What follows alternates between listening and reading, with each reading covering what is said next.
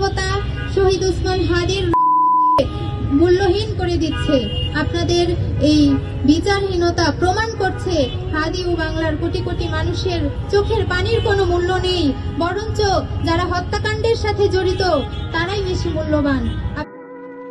ওসমান হাদির খুনের বিচার কার্যের গতিবিধি হতাশ করেছে হাদির পরিবার এবং গোটা দেশবাসীকে। পুরো দেশ হাদির পক্ষে কথা বললেও ফুটে উঠেছে আইনশৃঙ্খলা বাহিনীর অসহায়ত্ব।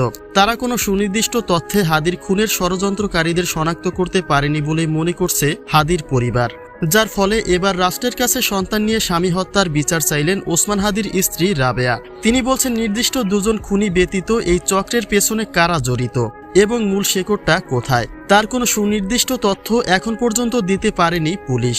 তারা বরং যাকে তাকে আসামি করে বিচারটাকেই গুলিয়ে দিচ্ছে, যেটা একটা রাষ্ট্রের চরম ব্যর্থতা বলেই মনে করেন রাবেয়া।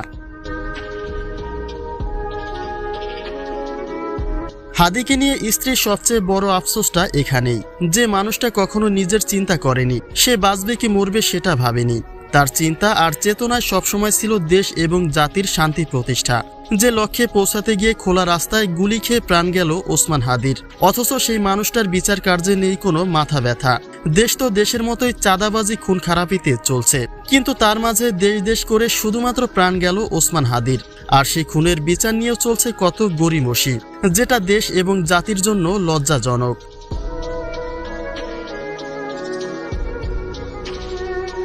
মৃত্যুর আগে হাদি বলে গেছেন তার সন্তানের খেয়াল রাখতে, কারণ তিনি হালাল পথে উপার্জন করায় এমন কোনো ব্যক্তিগত সঞ্চয় করে রেখে যেতে পারেননি যেটা তার স্ত্রী সন্তানের ভবিষ্যৎ হিসেবে কাজে আসবে।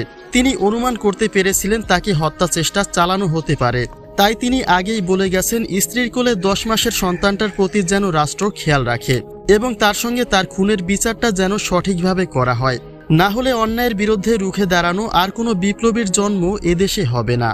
আর সেই কথাটাই ফের মনে করিয়ে দিলেন ওসমান হাদির স্ত্রী রাবেয়া।